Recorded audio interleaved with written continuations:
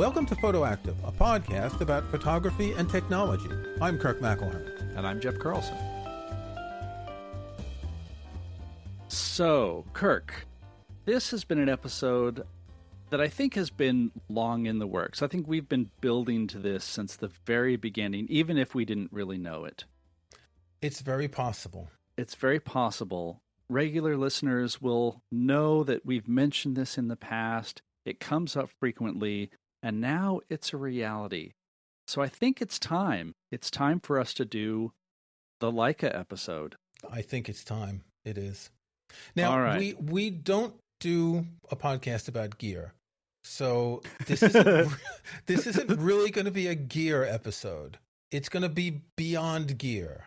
Well, how about that? Okay, let's stop for a second, because my impression of that, my definition of that has always been we don't focus on gear. We don't focus on, oh my gosh, here's the latest lens and what do you think of this lens and what it can do, and that oftentimes seems very limiting.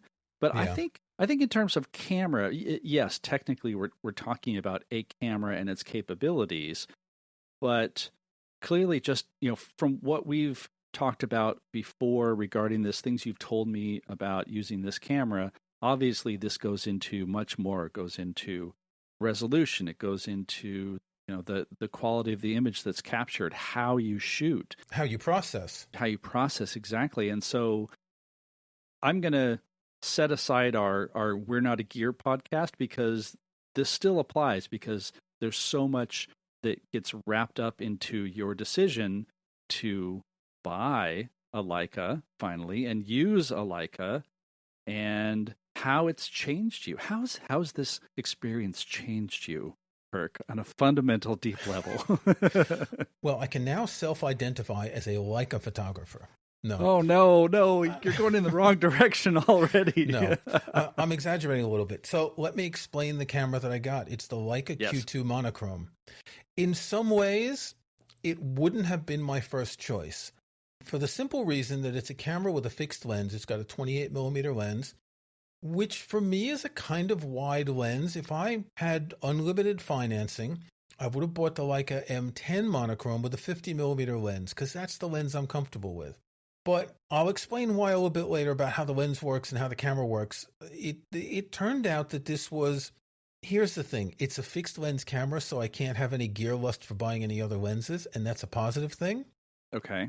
I like the idea of it being all in one, in the sense that the lens is designed for this camera, and the camera is designed for this lens. Now, there's been a Leica Q, a Leica Q2, both in color, and the Q2 Monochrom is like a second monochrome camera after 3 different Leica M monochrome cameras. So just to very quickly go through, a lot of people are thinking, well, why would you buy a camera that only shoots in black and white? You could just convert your color photos. That's definitely one of our questions. So I don't want to go into too much detail, but I saw an interesting explanation. We talked about sensors in a previous episode. We'll put a link in the show notes. The light comes into a sensor. There are different filters for the different colors, red, blue, green. And what happens is, let's say you take a set of 4 pixels, and these pixels don't all get the same colors, but the camera's sensors software is interpolating them to figure out which colors they are, which means that it's kind of blurring the photo. Wonderful. So, that's what I always look for in a very expensive camera. Well, it's true when you think about it. And so this camera has a 47.3 megapixel sensor, which is an interesting size. And I believe it's limited to that size because the lens itself is taking more. How can I say this? It's a 28 millimeter lens, but it's actually slightly wider. But when you get photos out of it, they have a bit of a crop. In other words, it would be a 48 megapixel sensor, but it's cropping to eliminate the bit of distortion that would be on the edge of the lens. Okay. Now, is this a full frame sized sensor in terms of the size of the actual sensor? Yeah, it's a full frame size sensor. Okay. Yeah. Good. Yeah. So if you let's take our 24 megapixel Fujifilm cameras, right? Okay. We look at that and we think that's 24 megapixels, right? But it's really probably about the resolution after it's gone through these color filters and demosaicing and aliasing and whatever they call it. It's probably really only about 16 megapixels. And if you think of it like that, this 47 megapixel camera is more like a 64 megapixel camera. It's more like a medium format camera in terms of its final resolution, because you're not losing anything. It was interesting for me to become aware of this. The sensor is pure. It detects luminosity, nothing else. Each pixel detects luminosity. No pixels are calculated based on neighboring pixels to come up with the final resolution. What this means is that the amount of information in these photos is so much more than what you get. You don't have to sharpen, anti-alias, smooth noise reduction. Well, if you high ISO, you use noise reduction. Sure. But the difference in the resolution, we're going to put a few samples in the show notes. In fact, there's one in particular. I'm going to show you a picture I took of some chickens in a coop, and I'll put 3 different versions. One, not quite the entire frame. Another one where I've cropped down. Another one where I've cropped down even more. And you'll see in the one where I've cropped down the most, it still looks, the resolution is still incredibly sharp. Yeah. Now, this is something that's come up before. I think I mentioned this in an earlier episode in the context of my Fuji X-T3, which has a 24 or 26, I can't remember, 20-something megapixel resolution, because my previous X-T1 had a 12 or 16 megapixel. And there are lots of arguments for saying, well, resolution doesn't really matter because what really matters is color and composition and all of these things that we've talked about. But there are times when resolution does matter.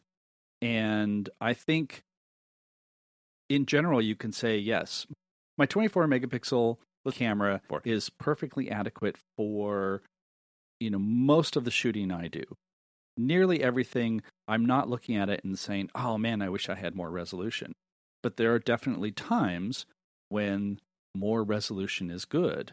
When I was on a photo excursion the last couple of weeks, there were times when my friend Mason, he has a full frame 60-some megapixel Sony camera. And for landscape work, there was an obvious difference in how much resolution that could pick up. It also had, better dynamic range, etc. And so doing that comparison, the direct comparison, my shot and his shot, his were better in some of those respects. Well, they weren't better, but they had more detail. Well, they were better for that type of shot, right. I think. Right. Yeah.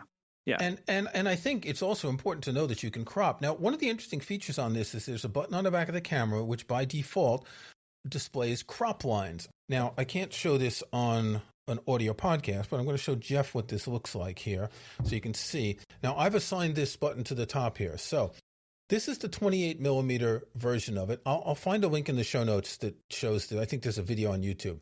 If I press the button here, this is what a 35 millimeter crop would be. If I press it again, that's a 50 millimeter crop. And if I press it again, that's a 70 millimeter crop. So what you're seeing is white lines in the viewfinder or on the LCD that are showing you roughly what it would look like if it was cropped to be like a 35 millimeter lens. Now, of course, the lens is not just the crop, it's the what would you call it, the angle of view that distorts and all that. So right. You're not going to crop to 50 millimeters and it's not going to look exactly like a 50 millimeter. It's going to still have the extended depth of field of a 28 millimeter. But you can compose like that. If you bring the DNG and or JPEG files into certain apps, you'll see the crop lines. Oh. And it'll automatically crop. I think in Lightroom, it'll automatically crop to the way you've done it. And you can uncrop if you want, if you go to the whatever crop function and go to the original size. So originally I was thinking, well, this is going to be really great if I want to think like I'm shooting 50 millimeters. But it actually turned out that I don't. I just get where I can, and I just know that when I get home, I can crop half of the image and not have a problem. Okay, so this seems really interesting and kind of strange to me, because, of course, like the first thing that my mind thinks is, why mess with all the little cropping angles when you can just move yourself to a better composition? But this almost sounds like a fake zoom, kind of. It is a fake digital zoom, but they're not calling it that. They're calling it a digital crop. Sure. You can't always move to the right position. You may be next to a river right. or on the edge of a cliff or something. Right. And it's actually quite interesting to think that, okay, I want to crop for this, because remember, a wide angle lens, think of a sphere or think of an arc. A wide angle lens is going to have more distortion on the sides and in the center. Right. So if you do want to crop for, let's say, that 50 millimeter, which is about half the size of the viewfinder, it makes more sense to get that in the center to avoid any distortion outside. Right. But again, you can always just crop anywhere like you can with anything else. The importance of having 47 megapixels of nothing but luminance means that you can crop down to, if you crop to 35 millimeter, it's a 30 megapixel. If you crop to 50 millimeter, it's 15. If you crop to 75, it's 6.5 megapixel. Trust me, at 6.5 megapixel, this camera is sharper than an iPhone, which has double the resolution. Okay. This really intrigues me, not so much on the technical aspects, but how you're thinking about your shots as you're composing.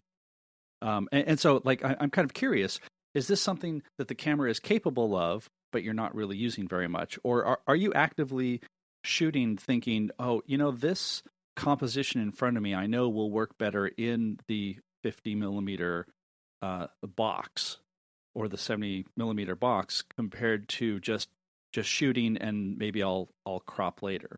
Like, I'm really curious about the mindset behind it as you're shooting. I've been doing it both ways, because sometimes you do want to see how something's going to fit. But other times, if you have so much room to crop afterwards, you can just shoot and crop. Remember, if I'm doing this at the 50 millimeter crop, that's a 15 megapixel photo, which is probably the resolution that I'm getting from my Fujifilm X-E4, which is 24. When you take out that difference from the interpolation, demosaicing, etc. Yeah. So it's at least as sharp as what I'm getting from a 24 megapixel. Okay. It's a totally different way of thinking. In fact, in some ways, it's made me think more like I'm shooting film. I'm not worrying about all these things anymore. I'm not worried about what's the white balance. Great. Don't have to worry about that. Saturation, nothing like that. What I am doing, though, and I'll hold this up, you can see that this has an orange filter on it, because when you shoot black and white film, you can use filters. The most common are orange, red, and yellow. They increase the contrast, and it works the same here, that using an orange filter is the best to get a medium contrast. A red filter will make the skies really dark. An orange filter makes them in between light and dark, for example. Okay, and just to clarify, this is a filter that you've added, or is this how the camera I've comes? Added. Yeah, okay, I've added this. I've bought a few filters. Okay, actual glass filters that you put on the lens. Yeah. Yes, that go on the lens. And when I shot film back in the day, black and white film, I would use filters sometimes as well. It's a standard technique in black and white. Yeah. So with this camera, I'm kind of thinking that this is more like film, that I'm shooting with a different intention, that I'm not thinking straight out of camera. That's definitely right out. In fact, one of the things to remember about these files is the JPEGs aren't great. If you could tweak the contrast and the shadows and highlights to make the JPEGs more or less what you want, but what I find is the files are pretty flat. That would be fair to say. Okay. And the first thing I do, we'll talk about software in a minute because I've been using new software as well. Yeah. The first thing I do is I apply auto levels to increase the contrast. And in most cases, the auto's pretty good, and I'll tweak it a little bit. Not having color changes so much. Yeah. Well, and this I find particularly interesting because for the most part, I mean, I think most of the time that I've known you, you've been very much a, try to get it right in camera all the time, which, as we've said, that's sort of always the ultimate goal. But there are some times when you're in a situation where I can shoot this darker and then recover shadows in editing, etc. But your position has always been, as much as possible, get it right in camera, and then you just work with the JPEGs and then maybe go back to the RAWs if you need to. And so now you're telling me your brain has flipped and you're envisioning what it's going to look like and what it's going to need, because the output is a little bit flatter and not as dynamic as... It needs processing no matter what. Okay. Okay. Now, with the Q2 normal in color, the JPEGs come out of the camera are quite good. I've seen a lot of them. They're very good. Okay. But with monochrome, I think there's two things going on. I'm a big fan of Fujifilm's Acros film simulation. I like that contrast. And what I'm trying to do with this camera is to get a similar kind of contrast with black blacks and white whites. Right. And it's not the way the camera is made by default, right? The JPEGs it makes, as I said, you can make the settings so the JPEGs are all more contrast or whatever. I'm going to show you a photo that we're going to put in the show notes. One of the first places I went after I got this camera was to a cemetery just outside of Stratford-upon-Avon. I thought this would be a good place to walk around, not many people, see interesting things. And so here's a photo I took of a statue looking out, and you can see some gravestones behind. When I saw this, I thought, oh, okay, there's bright sun on this. This is really interesting. And I know the background is going to be dark because the bright sun is going to be, the statue is going to be so bright. Yeah. And what I developed, even just after this first day of working with these photos, is this kind of imagery that's really high contrast that looks to me like film, actually. If you look at the darks and the lights on the statue, then you look at the darks of the background. That's the look that I remember from shooting, Kodak Tri-X-Pan. Right. Now, this image that I'm looking at now, again, going to be in the show notes, is this out of the camera or is... No, this is processed. Okay. Okay, so the second photo we're going to look at is a house in my village, a pretty boring house built in the 15th century with a thatched roof and all funny angles. And again, I wanted to get contrast. I wanted to get the black of the beams that are painted and the white of the whitewashed part of the house. And the contrast that comes out here, the windows, you can see the window panes looking in there, black, black, black, and the house is white.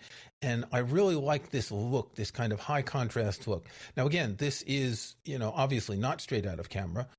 I'm not just doing the levels and the contrast. I've adopted Capture One. After hanging out on a Leica forum for people who use this camera, it seemed that like this was the best, the software for this type of file. I am using gradients and dodging and burning and all sorts of things. And again, I'm thinking of film. I'm thinking of this as a digital darkroom now, of painting with light.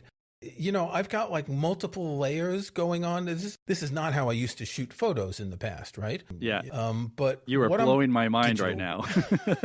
what I'm discovering here is the amazing flexibility of these files to be like files that you work with in a darkroom, like exposing files. I want to pull another photo in here. It's actually kind of boring. So this is a photo a couple hundred yards from my house, looking over a wheat field. You can see a spinney of trees to the left. You can see the clouds kind of gray and stormy up above. And what I like about this photo is you've got so many shades of gray going in. So you're not seeing the contrast of the house, the black and the white. You're seeing the shades of gray in the sky. You're seeing the detail of the wheat. I think there's about 5 layers in this photo. 1 to darken the foreground, a couple for the sky, dodging and burning to get everything in. And it's like, there's so much you can do with the detail in these files that it's making me, approach these so differently. Yeah. So when you're shooting now, are you thinking about how you will process it? No. I mean... No, I'm not. I'm just looking to capture something interesting. Let's do one more. I don't want to have too many photos in the show notes, but here's one. We were out in some little village, and I came across a church. I was very intrigued by the angles at a particular position looking up at the steeple of the church. And again, I don't know if you can see how much detail there is here. If you pull this into an app and you zoom it to 100%, you'll see. But again, there's a lot of stuff going on here with gradients to get the roof right, to get the sky right. One thing about this camera is you've got to underexpose, otherwise the highlights get blown out. So that means that no matter what, when you bring the files into an app, you have work to do. I have that little thing that flashes in the viewfinder when the highlights are blown. Most cameras have that. So I make sure to underexpose by, 2/3 of a stop, 1 stop most of the time. But it's so easy to just bring up the exposure in post-production with files like this. You're not really losing anything. This particular photo right here, the original was very dark. And I did a lot to bring it up, like selectively, to bring up the light in different ways. Jeff asked me to show a photo with a before and after. So what I did is I've got 2 examples of what it is. One is a screenshot of Capture One, and it's showing the you have that little slider you can drag before and after, and you can see on the left is the before and the right is the after, and then you'll see the final photo as it is. This is Titus, my cat. You can see the difference in the detail. I want to say sharpness, but I don't use sharpness. It's the fact that you see all the little hairs. In the before, you can see that it's a little bit muddier, it's a little bit darker, particularly on the side of the face.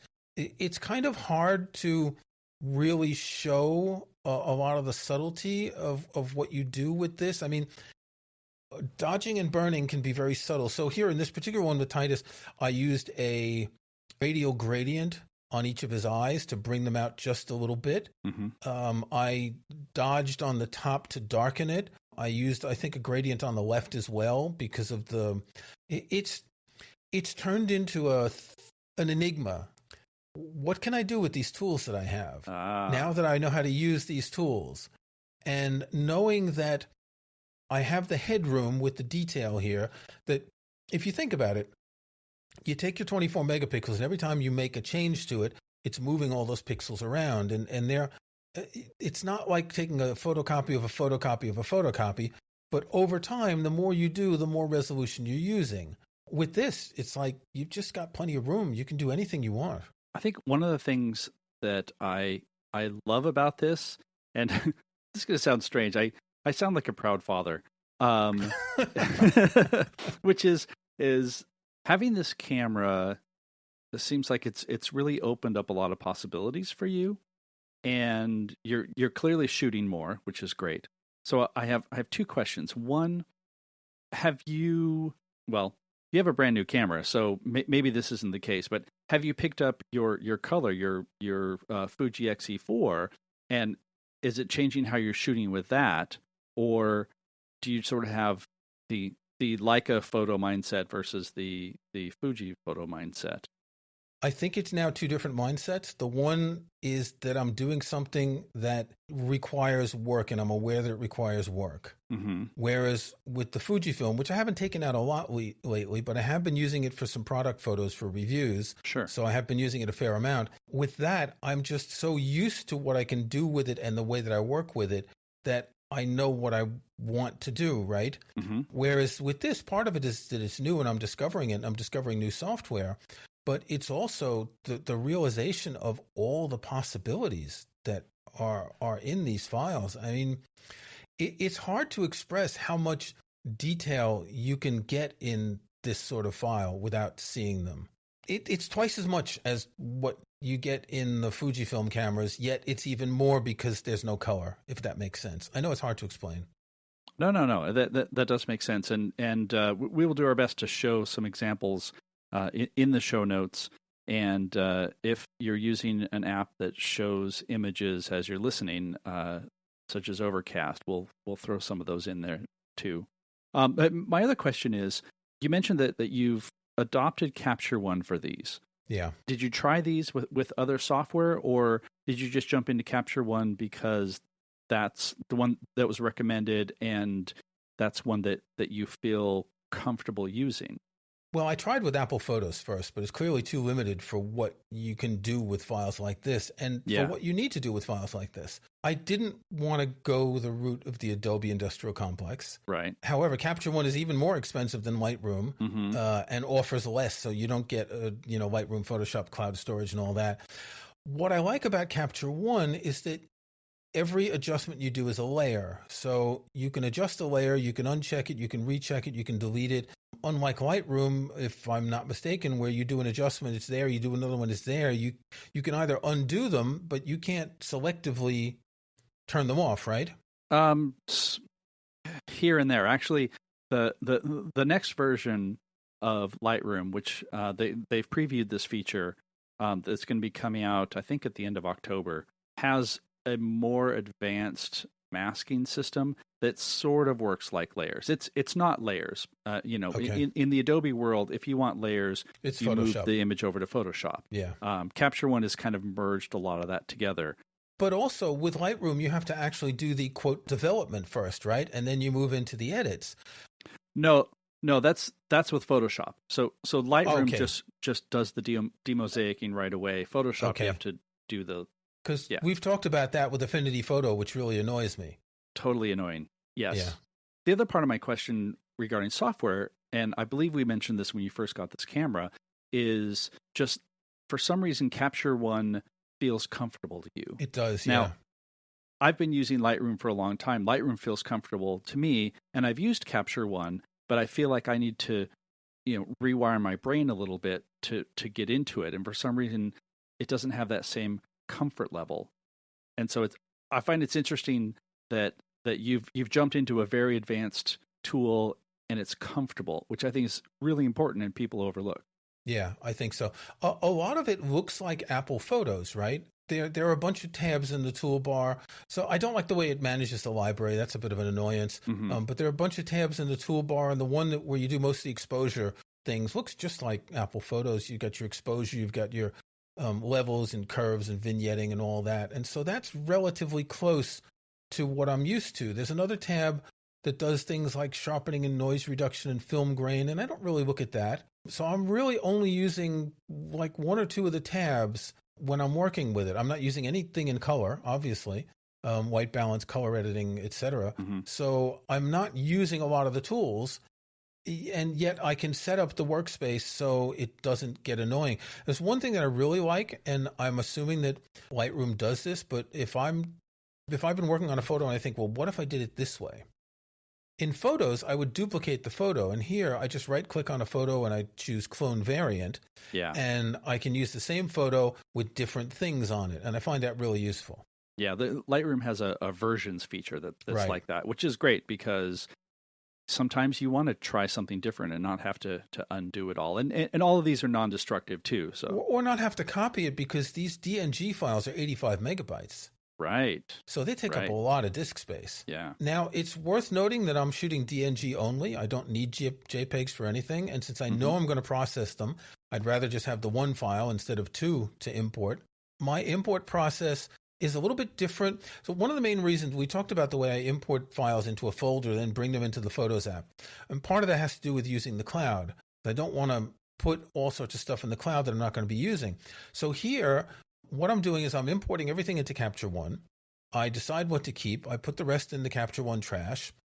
When I process them, if I think they're good enough, then I export them and put them in my Photos library. Okay. That's my final thing. It's in the cloud. I can get access on other devices. So Capture One is the processing tool, but it's not really for managing my library. Right. Okay, that makes sense. So as we wrap up, a couple of things. One, how expensive is this camera? Because I think that's worth mentioning. And how much of the Leica-ness comes into this? Because the thing that's always sort of mystified me about Leica cameras has been, like, some people just buy Leica because it's a Leica. And you say, well, what about the camera? Well, it's a Leica, right? And so, like, it has that mystique around it. I think they're probably dramatically overpriced compared to other cameras that can do similar things. But from what we've talked about today, I mean, I haven't touched on any of that because I wanted to get into the how it's making you think as a photographer and edit your photos as a photographer. But it's worth mentioning, this is like a $6,000 camera, a little bit $4,000. less, yeah. Okay, yeah. I think in the US it's on sale and discounts, $5,500. Yeah. You can configure a new 16-inch MacBook Pro for a little bit more than the cost of this. It's worth noting that the Leica Q2 Monochrom does not have the Leica logo on the front, the big red dot, which if you're walking around with it marks you as, someone who's got an expensive camera. And I kind of like that. Yeah. It's just got a very subtle Leica name on the top plate. Okay. I part of the price of Leica cameras is that they can sell it, that the market's willing to pay it. But sure. But don't underestimate the quality of the lens. I mean, this is a lens, I believe, that they sell a 28 millimeter lens. It's not exactly the same, but I think in pounds, it sells for like 3,500 pounds just for the lens. So the camera's about 5,000 pounds. And that's if you bought the lens. So again, this is a lens designed specifically for this camera, but the similar 28 millimeter sells for, a lot of money. This is an f1.8 7 lens, so it's a very fast lens. Nice. And interestingly, since it's such a wide angle lens, I'm often shooting at f2.8 or f4 and getting all the depth of field in wide angle, so you can really shoot wide open with this. I haven't tried a lot of high ISO shooting, but I've seen a lot of stuff on the internet showing how good it is at high ISO. It's an extraordinary lens. It's a large lens. Oh, I forgot to say, it's got a little thing. Do you see? I'm showing Jeff. Do you see on the top of the lens? There's a little thing that says macro. Yes. So I turn that little wheel, and all of a sudden it can focus to, I think, 15 or 17 centimeters. Okay. Which is pretty short for a lens like this. Now, as we discussed with the iPhone 13, this is not really macro. It's close up. It's faux macro. But you do have that option to get really, really close to things, which is quite interesting. That is nice. And then the last thing I want to point out, and again, listeners, you can view this in the show notes. This is not a big, honkin', massive camera. I mean, the size of this camera is, I would say, a little bit bigger than, say, like a Fuji X100 body. Maybe that's a little bit smaller, but no, it's bigger than that. Okay. It's more sort of like XT3 size or XT4. Okay, but it's not a big DSLR kind of honking camera. No, it's not. It is quite heavy though. I believe it's about 750 grams, and that's the weight of my former XT3, which I sold, with a pretty heavy lens on it. Okay. So it is a heavy camera. It's a weighty camera, and part of that is the build quality. This is like, I don't know if it's magnesium or brass or whatever. It's a heavy metal camera. That's gold. It has a gold interior frame. That's what it is. But the lens itself is very large in width, not so much in length. So there's large glass elements in the lens. Yeah. So I can definitely feel the difference in weight compared to other cameras. Not a problem. Not, as you say, not a big honking DSLR, with the huge grip and all that. Yeah. It is a subtly designed camera, but it is bigger than, a little bit bigger than the XT3. Okay, but still in the walking around size. Sure, walking around size, no problem. Throw a strap onto it, go into town, that sort of thing. Yeah. Yeah. Now you'll have noticed when I picked it up, it's got a lens hood on it. It came with a lens hood. I've left it on for now. I don't know how much of a difference it makes. I've never been a lens hood user, but I'm thinking any kind of extra protection. Totally. Even though I've got a filter on there, a color filter, any extra protection to not mess up the lens is welcome. Well, and it's not a huge honkin' lens hood that extends twice the length of the lens, so it's... Well, I'd say a third of the length of the lens. It adds another third to the length of the lens. If you look at it, you can see... Okay, it's not small. It's not bad. Yeah, but it's not that bad. And it's one of those rectangular lens hoods too, so it kind of looks like... It looks cool. It looks cool. Yeah. It does. Okay, how about our snapshots? What do you got this week? All right, I have a bag. So I just recently returned from a 2-week photo expedition that we can probably talk about at some point. And I needed a new bag. So my everyday bag is a Peak Design everyday backpack, which is great for my computer and a camera and a couple of things. But I haven't had like a really good, I'm going to go on a photo expedition kind of bag. And so the bag that I got is a Shimoda Explore V2. And this is a big camera bag. The one that I got is the 30 liter, so it's sort of middle. But what's nice about it is it has lots of different pockets. It's actually designed if you want to be like the type who's going to go climb a mountain and have all your gear with you. And it's extremely versatile. The thing that I liked about most is the way you access your lenses is actually right behind you. So you take the pack off, you set it flat down on any surface, and then you unzip a section that's normally against your back. So when you open up this panel, you then have a section that has dividers where you can put all of your lenses and camera bodies and whatever you need, which was completely invaluable because I was in the Sierra Nevada area of California. We went to a bunch of different places, and so I was frequently switching lenses, and I had rented a 100 to 400 millimeter lens for a really big zoom range, and being able to just tromp into the bush, go down by a creek, set this on the ground, and just grab the lenses that I needed, it really reinforced the idea of knowing where everything you have is located and being able to grab it easily so that you're focused on shooting instead of digging around in a bag and sort of wasting your time doing all of that. So it's the Explorer V2 30. It's right around $400 depending on the size. So definitely an investment. I paid a little less because I got in on the Kickstarter campaign that they had. I can't remember what the discount was, but there's always some sort of a discount. And it just proved to be like this durable, resilient bag that now I can take when I'm doing more extended photo stuff. It's not something that I'm going to wear and take with me, into downtown Seattle or whatever. But next time you climb a mountain. Next time I climb a mountain, exactly. That looks like a clever idea to get quicker access to your camera gear. Yeah. It worked out really, really well. And there's a side access pouch if you want to do that sort of a thing. Tons of pockets everywhere. What's really nice is it's a very well thought out bag. Again, this is the Explorer V2, and I think they've had a few different models before this, and they learn from every time and get a lot of feedback from professional photographers.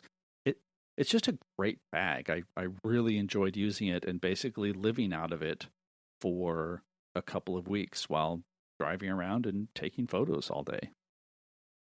So, Kirk, what do you have this week? I have a book. It's quite heavy. It's called Eyes Wide Open, 100 Years of Leica Photography. It's about 600 or 700 pages, and it's just full of history of Leica, of the development of the Leica camera, but also tons of photos by well-known photographers taken with Leica. I'm trying to hold it up for you, but it's actually too heavy for me to hold it up to show you the photos. It's hundreds of photos. Some of them small, some of them large.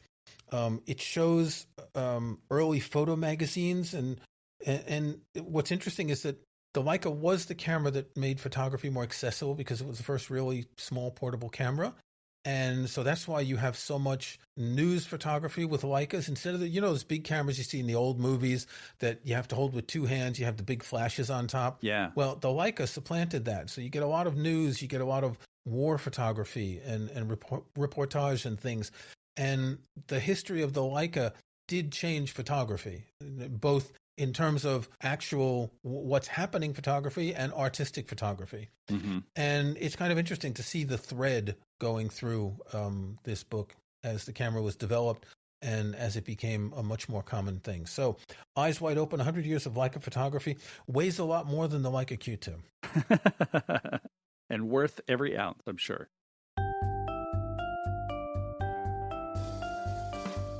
Thanks for listening to Photoactive. You can find show notes, including any photos we discuss in this episode, at photoactive.co. That's photoactive.co. We couldn't afford the M. You can join our Facebook group at facebook.com/groups/photoactivecast. That's photoactivecast in one word. You can subscribe to Photoactive in your favorite podcast app or on Apple Podcasts. See the links on our website. And think about leaving us a rating or review in iTunes or in your podcast.